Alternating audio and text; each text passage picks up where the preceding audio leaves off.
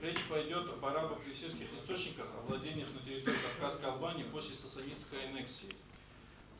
Мы должны представлять себе и давать себе отчет в том, что источники арабские, которые сохранились и дошли до нас, все сведения, относящиеся к ранние сведения, во всяком случае, относящиеся к истории Сасанидской империи, взаимоотношений Кавказской Албании и Сасанидского государства, они сохранились в персидских источниках сасанидских, которые потом были переработаны арабскими авторами. И, соответственно, при переработке, конечно, происходили искажения не только графического характера, но и, возможно, и какие-то текстовые, редакторского характера. Поэтому эти источники, арабо-персидские, мусульманские, другими словами, источники, они носят не основной характер, а вспомогательный характер по отношению, собственно, источникам древнеармянским, древнегрузинским, по отношению истории Кавказской Албании. Тем не менее, источники, о которых идет речь, они в некоторых вопросах восполняют пробелы, которые не описываются и которых нет в армянских и древнегрузинских источниках. В некоторых случаях они дают нам пищу для размышлений и для, возможно, каких-то исторических реконструкций.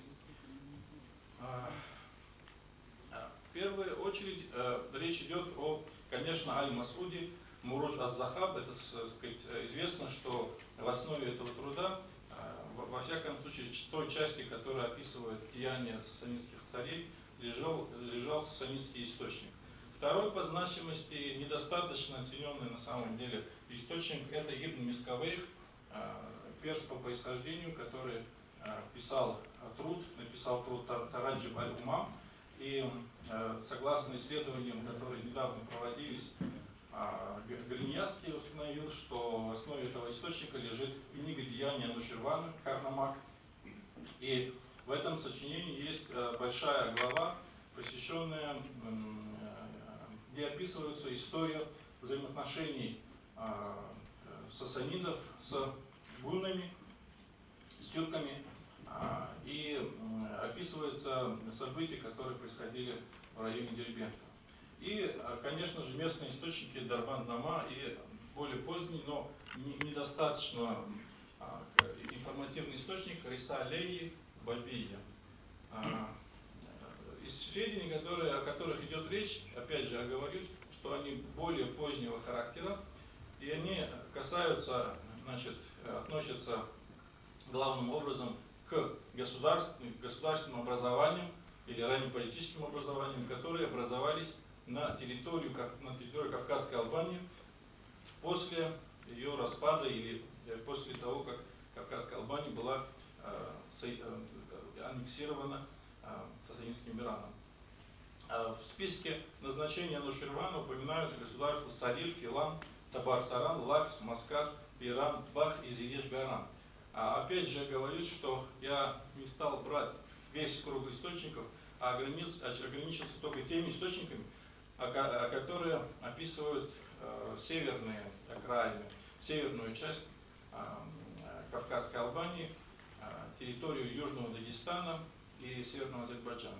Не стал уходить, поскольку мы бы просто не смогли бы охватить весь круг этих государственных образований. Аль-Балязури в книге Футух аль-Булдан описывает форму легимитизации. Каким образом, когда сасаниды, во-первых, утвердились в регионе Кавказа, Северного Кавказа, действительно, после строительства Дербента влияние сасанидов стало, существенным, очень значительным. И после этого времени сасаниды уже непосредственно приступили к подчинению или к тому, чтобы местные правители были интегрированы в общую систему управления государством. И форму легимитизации описывает Аль-Балязури, который пишет, что и назначил Бон, то есть Хасров Нуширван, владетеля Бахра, царем над ним. То есть речь идет о том, что не назначались, были, конечно, строились иранские гарнизоны, строились крепости, и в крепостях были, значит, иранские гарнизоны, но действительно укреплялись, источники описывают количество крепостей, которые было построено в этих пограничных так называемых областях. Но речь идет о том, что местные владетели, они как бы были интегрированы, и их, в принципе, он переутвердил. Тех людей, которые и так там правили, он их просто взял и переутвердил в качестве царей над этими территориями. Что касается, значит, вот названий Салир, Филан, Табар-Саран и так далее, здесь очень долгое время существовало, конечно, это все сасанидские в основном названия. Речь не идет о том, что, конечно, были местные названия, которые местные народы, местное, так сказать, население давало себе, а это как бы мы должны понимать, что это внешние названия, которые, так сказать, происходят от властей, сасанидских властей. Долгое время были споры и относительно происхождения, почему именно так называется, не по-другому. И здесь была открыта, очень интересная была находка, я об этом говорил на Ереванской конференции, в нескольких словах, просто поскольку здесь мы фокусируем внимание на, значит, лезгинские народы, и мы остановимся именно на этом аспекте. Значит, была находка в Дагестане, в горах, нашли сасанидского воина, и впервые Гаджиев, Муртузали Гаджиев, который здесь присутствует, он высказал мнение, что этот кафтан, который вот одет на этом воине, он сасанидского типа, и привел сведения Хамзе аль-Сахани, который объясняет, проливает свет на это, значит, событие. Вот Хамза аль-Сахани, значит, писал, что Ануширван одарил каждого из предводителей в день назначения его на охрану определенной ему пограничной области кафтаном, разрисованным различного рода рисунками. И предводитель носит титул по названию того рисунка, что на кафтане. Так появились имена Багран-Шах, Ширван-Шах, Филан-Шах, Алан-Шах. Значит, действительно, вот мы выстраиваем иерархию. Значит, Арран, источники упоминают Лайзан, Ширван, Лакс, Филан, Хирсан, Вардан и Маскат. Причем, значит, в источниках есть Мукан, или Муган, это Алан-Шах, правитель.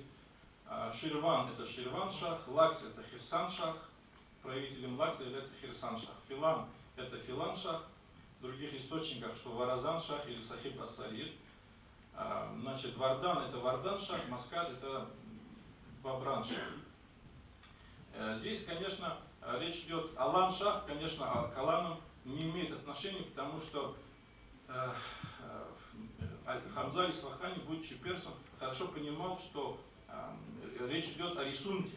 И он писал, что Алан-Шах, и здесь к Аланам, конечно, не может иметь отношения. Соответственно, эту живопись, вот это в цвете уже. Значит, действительно, во время выступления на конференции в Ереване я приводил эти данные в качестве того, что действительно это очень забавное совпадение, потому что анализ источниковедческий этих терминов, он действительно показывает, что очень много правды в словах Хамзе аль-Сахани. Значит, во-первых, Ширван-Шах. По Ибн Хурдатбеху это Ширан-Шах. Шир это среднеперсидский лев. Значит, это первое. Это вот по Элазу идет как Вараждан-Шах или Варазан-Шах с ошибками. Более четкая форма, вот она, Варазан-Шах, Вараз, Веб, Дикий Кабан. Причем то, что говорил, значит, Хамза аль-Сахани, Багран-Шах, Багран тоже как бы Дикий Кабан. Филан-Шах, Фил, среднеперсидский слон. Вардан-Шах, среднеперсидская вард, лошадь. Вот изображение. Это все реконструкции, которые не имеют отношения нашим титулом является просто иллюстративным рядом, которые взяты из, значит, настенной живописи Афросиаба.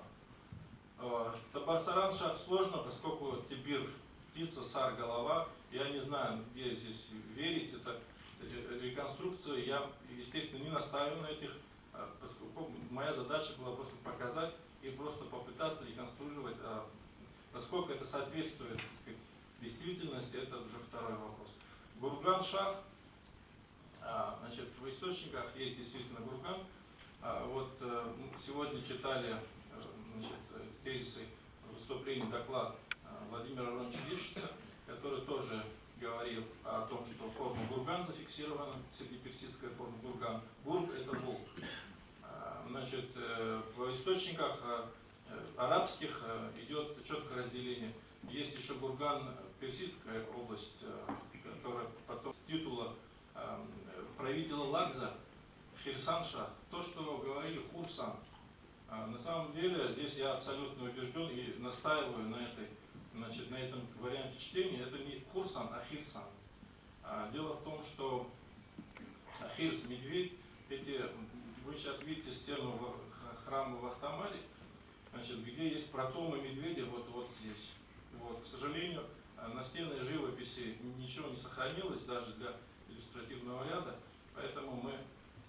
Что касается Алан-Шаха, правителя Мугана или Мукана, это, конечно, не Муган, как мы как раз говорили об этом с Александром Акопяном сегодня за обедом. Это действительно область, которая была частью Кавказской Албании. И удивительно то, что правители, как источники, когда говорят о Мугане и правителе Алан-Шахе его, не говорят об Арране. Видимо, используют как синонимы, потому что у Аррана был Иран-Шахик и такая парфянская форма. То есть здесь очень интересно, и мы послушаем более детально вот эту локализацию в докладе, значит, нашего коллеги.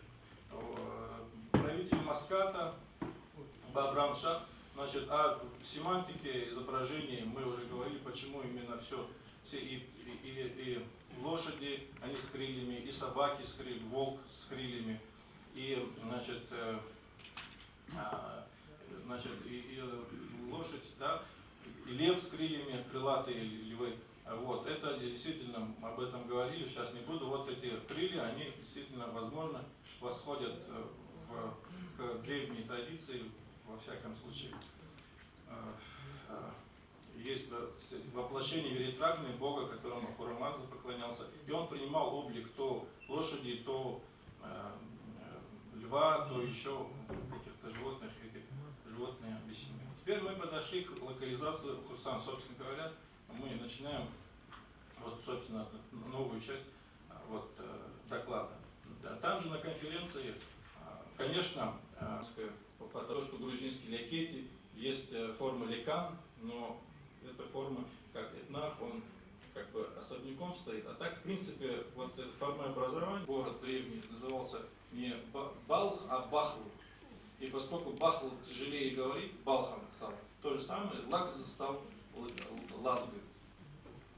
И вот это, в принципе, прослеженная метатеза, но здесь не это важно, а важно то, что нам тоже непонятно, не ясно, является ли это, поскольку Лакса, как источники говорят, очень сложное образование, в него входили очень разные народы, и цапуры входили, и лезгины входили, и, значит, другие народы, рутулы входили, и еще какие-то шикинские языки. То есть это какое образование, которое... Это вообще, то есть проблема очень интересная, потому что либо там было совершенно другое самосознание, этническое, неэтническое, их надо, или были какие-то государственные образования, которые... То есть эти вопросы, они недостаточно изучены, и в принципе это является научными проблемами, которые, конечно же, можно будет изучить и нужно будет изучать, как бы, но потом Ибн Хурдадбек, который описывал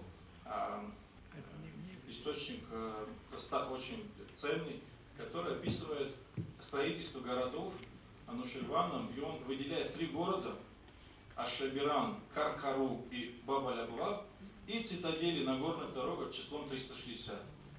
Здесь как бы уровень выделения говорит о том, что Шабиран, Каркару и Баб-аль-Абваб это один уровень. И здесь Каркар. Дело в том, что если вы напишете Каркар по-арабски, арабской графикой, мы знаем, все сасанидские тексты дошли до нас в арабской графике, другой графики больше уже не было. Значит, тогда пехлевистские тексты уничтожались в связи с тем, что была, во-первых, охота на зороастрийцев, и действительно мусульмане очень жестоко, то есть быть христиан как бы не трогали, да, иудеи не трогали, это были ахль-аль-китаб, люди Писания.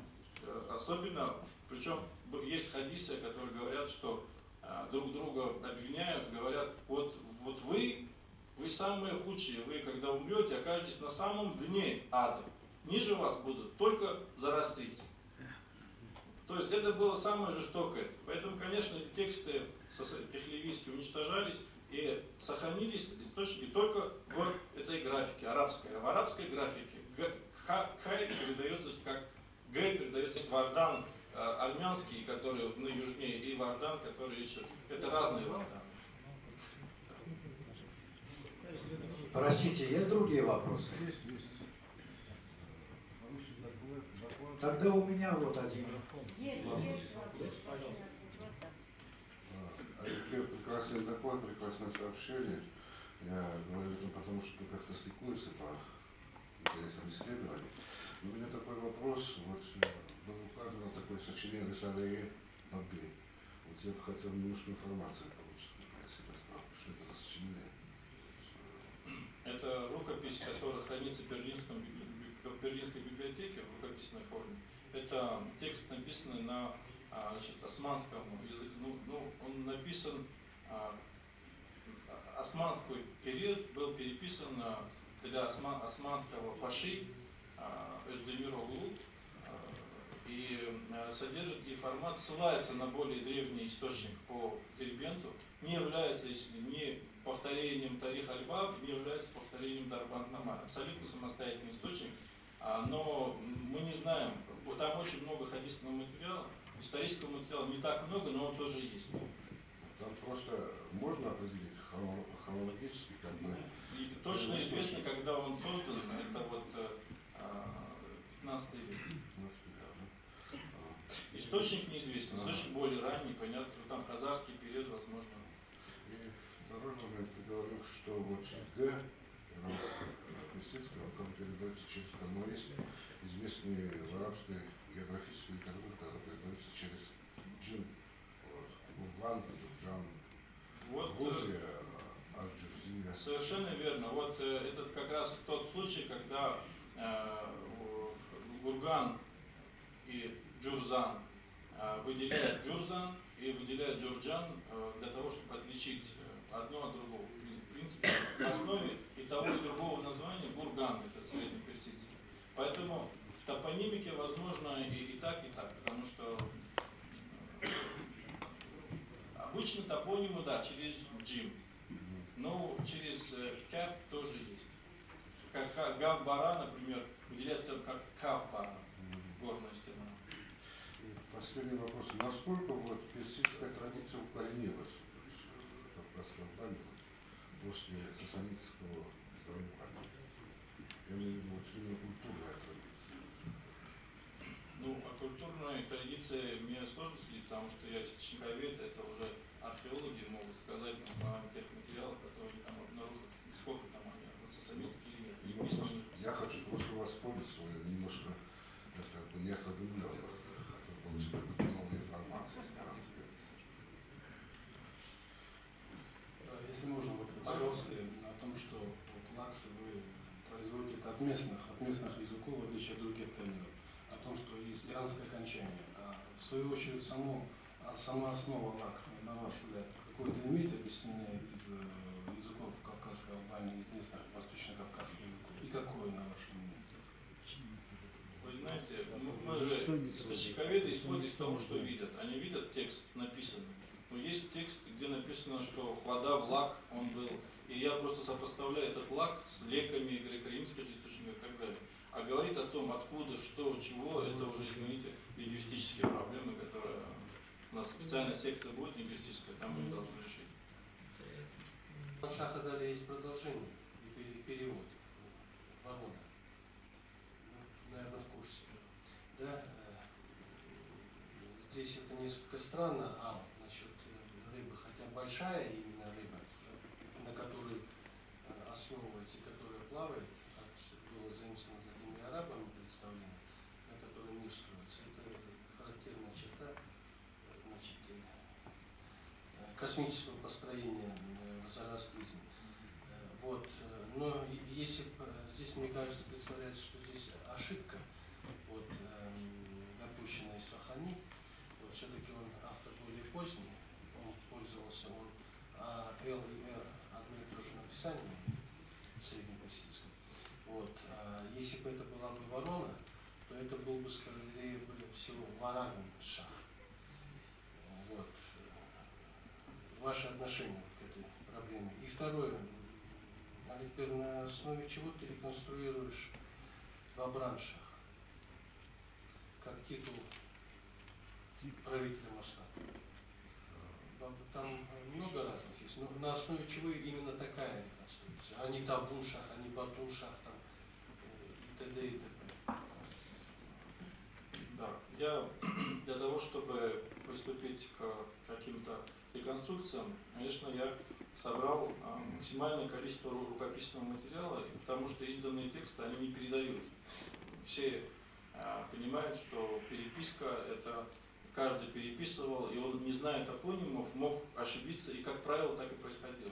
Причем в переписках сочинений Аль-Масуди с такое количество ошибок, что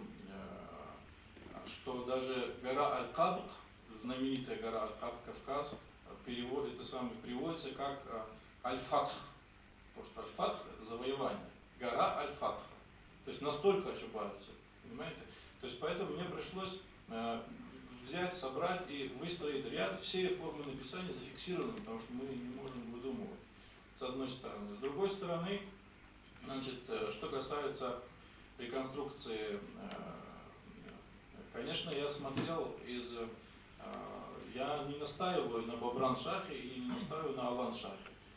Я настаиваю на Хирсан-шахе, это абсолютно точно, поскольку это абсолютно точно, так сказать, установленные факты, точно так же, как в древнерусском пантеоне бог Хирс тоже был, то, что говорит, что это осетинский Фарс, Солнце, Форс, это Хирс, это медведь, это табулировано же, это абсолютно точно, да, но и прошу в публикациях все-таки, поскольку наука развивается, и все-таки ссылаться не Хурсан писать, потому что Хурсан это вообще непонятно что, абсолютно ни на чем не строится, есть четкие тексты. Что касается Бабран-шах, это реконструкция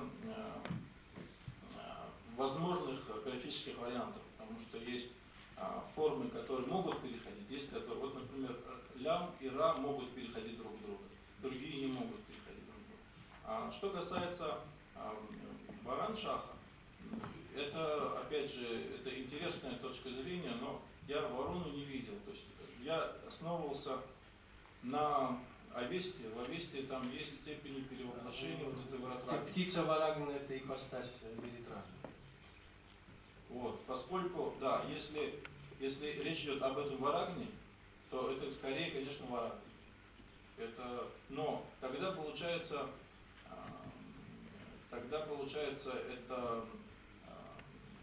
это опять же не имеет отношения к титулатуре, к местным топонимам. Это имеет отношение к, опять же, повторю, к сасанидской иерархии, которые частично перешли, а частично не перешли, потому что Филан-шах, он перестал существовать.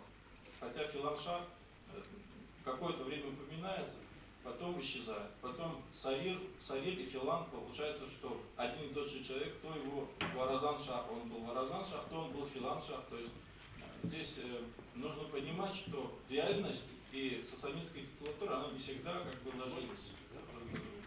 И в продолжение у меня еще вопрос, значит, придерживаясь версии написания Хирсан, тем самым отклоняешь Хорсвен, скалу Хорс. То есть нынешний Бешбармак, или точнее Бармак, если идентифицировать. Ну, здесь, мне кажется, поскольку Масуд Дамдар письменный источник, а там созвучие, понимаете, созвучие названия. Созвучие названия очень рискованная вещь. Когда есть источник, который четко обозначает, говорит, что в стране вот Хирсан есть этот балх, если там будет балх около Бешбармака, я поддержу. Если балх, это балджи, это Белиджи. Там огромное городище и две стены, которые перекрывают проход от Бешбармака или Хазерзенде и так, почти до моря. Тогда получается, что этот Хирсан это Белиджи. И это как-то один. Это тоже вариант. Хирсан Белиджами не может быть. Это, скорее всего, может быть как раз Бармак. Дело в том, что форма написания балх, он очень четко зафиксирован. И там не может быть. Он может быть аль-бальджи, потому что джим и ха, там одна точка только прыгает, понимаете? Больше никаких вариантов не можем. Мы не можем выдумывать ничего, потому что мы должны как-то следовать за источниками. Спасибо. Хотел бы сказать для размышления. Гаргар, как мы говорим, это дословно. Вот Кахети, то это действительно тифлисская земля. Нет, не Кахети, там имелось в виду северные склоны Кавказа. Ну, во всяком случае, локализация идет вот с сапорским селением. Хивс, он до сих пор сохранилось население. Вот. А то, что народ, естественно, сапоры живут и на северном склоне, естественно, живут. Потому что сапор находится на северном склоне. Ну, имеется в виду, потому что там же вы, потом я видел, этноним, я так понял, Гаргар. Ну, видимо, это все-таки общий этноним, потому что как раз... Потому что Гаргары, Гаргарыхи и так далее на Северном Кавказе, начиная от чуть ли не Черного моря до Дагестана, начиная с античности, это название все время фигурирует его у многих авторов. Начиная от античных авторов, кончая, так сказать, вот авторами вами приводимыми. Меня интересует, вот с какими этническими, или Я понял вопрос, спасибо большое. Значит, по поводу, значит, я хотел обратить внимание, что все вот источники, географы, которые описывают языки или народы, они не были лингвистами, как Услар, как, я не знаю кто, которые различали диалектные различия. Возможно, что они этого не делали, они обозначали массивы. И как конкретно, что именно обозначалось или не обозначалось, мы не можем. Мы можем говорить только путем локализации. Вот есть Лакс, и Лакс, там есть, например, вот это. И где это было? А что именно внутри было? Это, понимаете, это уже мы не можем заниматься додумыванием. Вот в чем-то. Никто не знает. И только Аль-Гарнати, единственный человек, который в 12 веке был в Дербенте, сказал, есть бахаланский язык, есть там еще лагзанский язык, есть еще какой-то табарсаранский язык, есть еще какой-то. Он 7-8 языков выделил и целый список дал этих языков. До него и после него. Да, 12 языков. До него и после него никто так глубоко, понимаете, языковые различия как бы не вникал. Вот в чем